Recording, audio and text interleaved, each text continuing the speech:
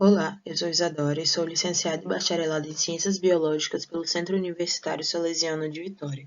E eu vou apresentar o trabalho intitulado de Variação Espaço-Temporal da Comunidade Zooplânctônica na Lagoa Costeira de Quipari, São João da Barra, Rio de Janeiro, Brasil.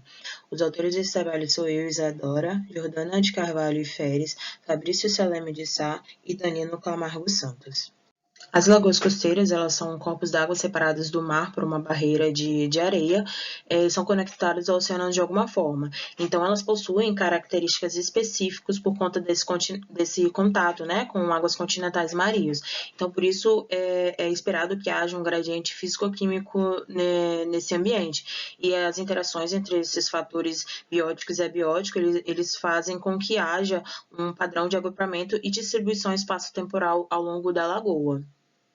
O zooplâncton ele é um conjunto dos organismos aquáticos heterotróficos que vivem dispersos na coluna d'água e é um elo muito importante na cadeia trófica alimentar, porque eles respondem de forma rápida a diversas variáveis ambientais, né? Então, o estudo da biota e das variáveis, elas contribuem para a caracterização desses ambientes quanto às suas relações.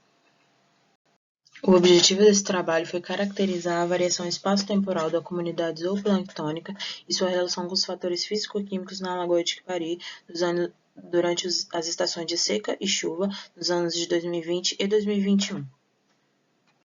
Como eu comentei, o estudo foi realizado na Lagoa de Quipari, que está situada na região norte do estado do Rio de Janeiro, e ela foi formada a partir de um braço abandonado do rio Paraíbaçu. Hoje ela possui aproximadamente 16 km de extensão e 1,4 km² de área. E a regulação do nível de água ela é feita pelo lençol freático, precipitação pluviométrica e através de grandes ressacas do ambiente marinho e aberturas artificiais e naturais da barra. As coletas elas foram feitas em fevereiro e agosto de 2020 e 2021. A lagoa foi dividida em 4 pontos amostrais, né, P1, P2, P3 e P4, sendo a P1 a mais próxima à barra arenosa, à área continental, e o P4 ao ambiente mais interno da lagoa.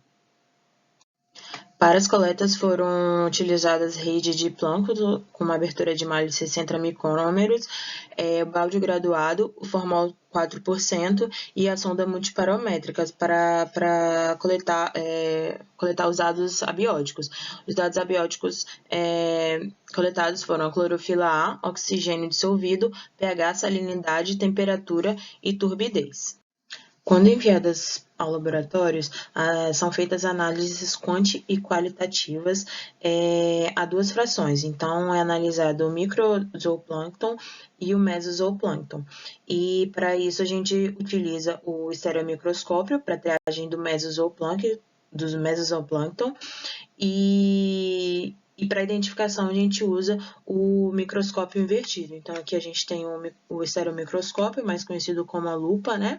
E o microscópio invertido para a identificação do microzooplâncton. Após a triagem de identificação, né, foram feitas as análises dos dados. Foram calculadas a densidade, a abundância e a frequência. Para caracterizar a comunidade, foram calculados índices ecológicos no pacote estatístico Prime. Então, se calculou abundância, diversidade, riqueza e equitabilidade. Para testar as diferenças espaciais e temporais, foram feitas as análises de variância no ANOVA, com a densidade, índices ecológicos e os dados abióticos. Para verificar similaridade e dissimilaridade entre os pontos e os períodos amostrais, foram feitas análises no NMDS, que mostra espacialmente e graficamente, né, as diferenças e semelhanças, e as análises do PERMANOVA, que mostram em valores essas diferenças e semelhanças, sendo o P menor que 0,05 um valor significativo. E no SIMPER são feitas as contribuições de cada táxon para essas diferenças. Foram identificados 74 táxons, tendo rotífera e artrópoda como os filos de maiores contribuições. Essa tabela aqui mostra os táxons com maior densidade média, né? Os 7 foram todos do mesmo filo, rotífera, e os 5 primeiros foram todos do mesmo gênero, do gênero Brachionos. Destacando aqui o Brachionos plicatilis, que foi o de maior densidade média. Essa tabela aqui, ela mostra os táxons com maiores frequências relativas, né? Então, a gente tem o Brachionos plicatídeos dominando novamente com 81,25% de frequência. Essa tabela é bem interessante, que mostra os táxons que foram registrados apenas na segunda campanha de seca, chamando a atenção que foi nesse período que aconteceu uma abertura de barra, né? Em julho de 2021 aconteceu uma abertura da barra arenosa e houve a invasão de água marinha para dentro da lagoa. Então, para os índices ecológicos, nós tivemos valores significativos para a riqueza e para a abundância, onde a riqueza foi menor em agosto de 2021, no segundo período de seca, e maior em fevereiro de 2020. No primeiro período de chuva. Na abundância, o menor índice foi em agosto de 2020 e o maior índice foi em fevereiro de 2021. Aqui, para a diversidade de Shannon, a gente também conseguiu um p-valor significativo, né? Então, a gente tem aqui, em agosto de 2021, uma menor diversidade e aqui em fevereiro de 2020, uma maior diversidade. Para a equitabilidade de Pillow, a gente não conseguiu um p-valor significativo, né? Então, deu um valor acima de 0,5.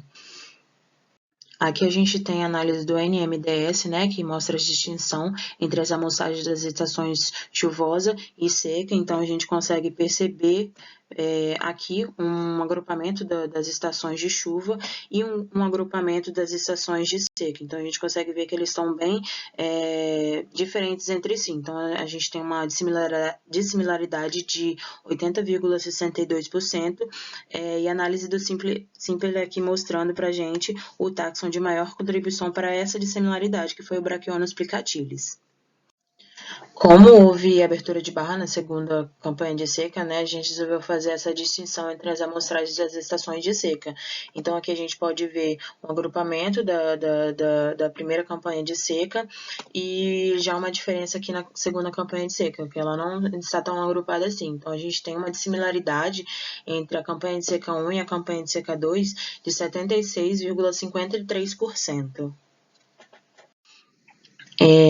Já nos parâmetros físico-químicos, os únicos parâmetros que a gente teve um resultado significativo foi na salinidade, na temperatura, né, chamando a atenção aqui para o aumento da salinidade na segunda campanha de seca, né, então a gente tem aqui um aumento aqui na salinidade, apesar de não terem dado um P significativo, a gente tem uma diminuição muito grande aqui da clorofila e um aumento aqui na condutividade. Com esses resultados, a gente pode observar que a gente teve uma variação temporal na comunidade durante os períodos de coleta, tendo a temperatura e a salinidade como fatores significativos para essa variação. Em relação à temperatura, nós temos uma alta nos períodos de chuva, umas baixas nos períodos de seca. Então, a elevação dos índices pluviométricos reduz a salinidade local, o que é favorável para o zooplâncton para aquele ecossistema. Seguindo, a gente tem um aumento na salinidade, né, que foi a principal influência dessa variação. Aqui na segunda campanha de seca, a gente tem um aumento brusco da salinidade por conta da abertura de barra artificial, né, que fez com que diminuísse a diversidade, a riqueza e a abundância de espécie nesse período. Então, nesses ambientes, nós temos as espécies adaptáveis aos fatores já comumente estabelecidos, e quando a salinidade aumenta, muitas espécies não vão conseguir sobreviver a essa alteração. Em destaque, a gente tem a Brachionos plicatídeos, né, que é uma espécie que tem uma boa adaptabilidade, uma ampla faixa de salinidade. Então, ela apareceu com maior densidade e uma maior frequência relativa, aparecendo em quase todos os pontos da lagoa, diferentemente das outras espécies do gênero Brachionos, né, que, apesar de apresentarem altas densidades, densidades não foram encontradas nesse segundo período de seca, onde houve essa abertura de barra. Nós também tivemos as espécies que foram encontradas apenas no segundo período de seca, né? Essas 8 espécies, que são espécies de características de ambientes taurinos e costeiros. Então, elas provavelmente vieram para esse ambiente com a água do mar que entrou pela abertura da barra. Então, concluindo, foi observada uma variação temporal significativa da comunidade zooplânctônica. O evento de abertura da barra arenosa ela afetou diretamente a distribuição de salinidade e limitou o número de espécies capazes de se adaptarem às condições extremas desse ambiente. Também houve a incorporação de algumas espécies taurinas costeiras, né, que não são daquele ambiente por conta dessa abertura. Não foi possível atestar uma variação espacial significante como um todo, né? Mas estudos de longa duração eles podem contribuir para verificar os efeitos dessas variáveis, espacialmente sobre a estrutura da comunidade na lagoa.